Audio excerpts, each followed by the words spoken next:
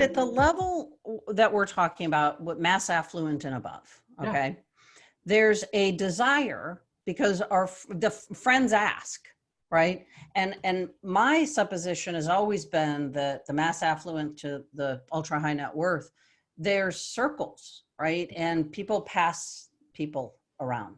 I'm not going to find, if I have $100 million, I'm not going to find my CPA online, right? I'm going to ask my other 100 millionaire friend who he uses. Right. So kind of, now let's get in the weeds of wealth quotient. Yes. So can you kind of walk folks through the idea of what we know where you came from, right? And you founded this great company that's going to help them build out and really be in control of their referral pipelines. Okay. So how do they do this? And that's exactly right. There's two things. We want to accelerate a proactive approach to referrals. But before I get into that, let me quickly lay the backdrop for why the methodology and what we're doing is so important, right? So you hit on this kind of outward, because the first thing that has to happen is people have to make a mindset shift.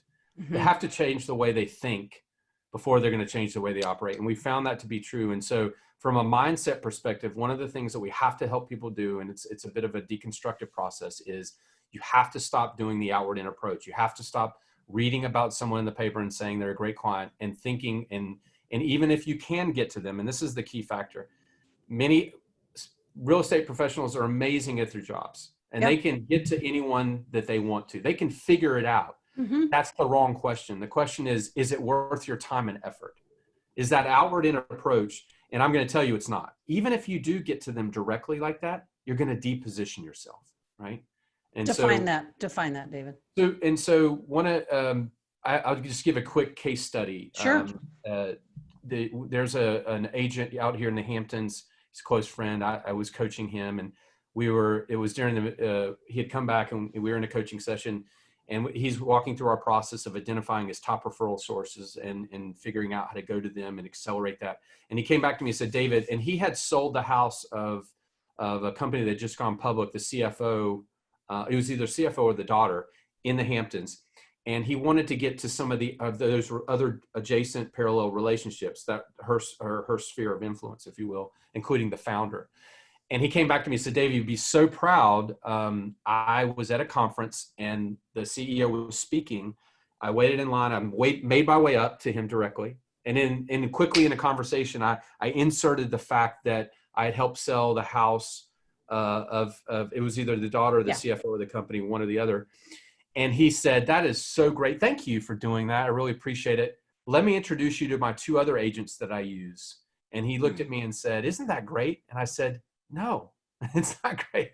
You now have been completely depositioned in his eyes as a vendor, where you could have asked for a referral from that person. She would have gladly gave it to you, and you could have had coffee. And I live in Sag Harbor, so at the American Hotel, for example.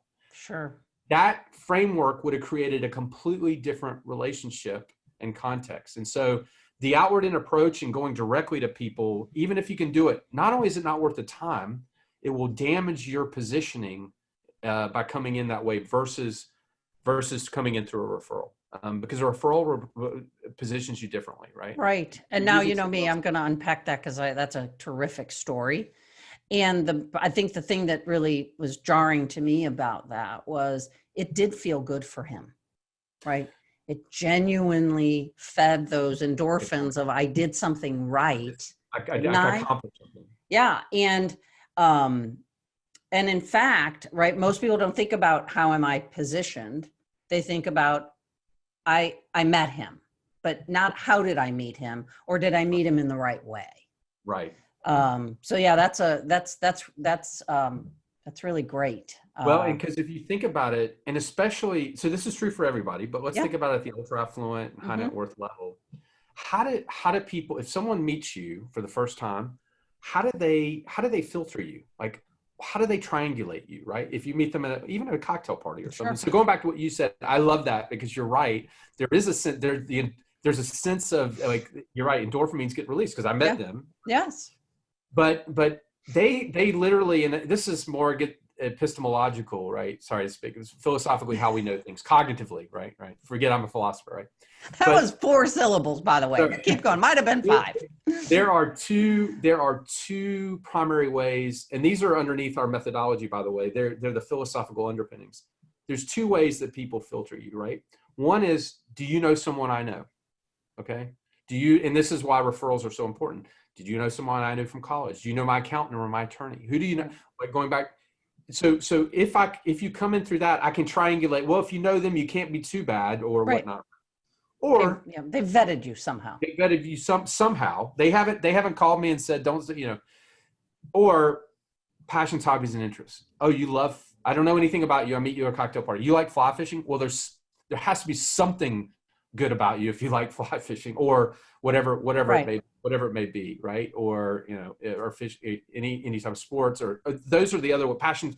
We call it passions, hobbies, and interests, right? And so now maybe you're a sociopath, but at least you like those things. I haven't figured out the other part of you yet, but if you like, you know, if you like what I like, then you can't be all bad. Right.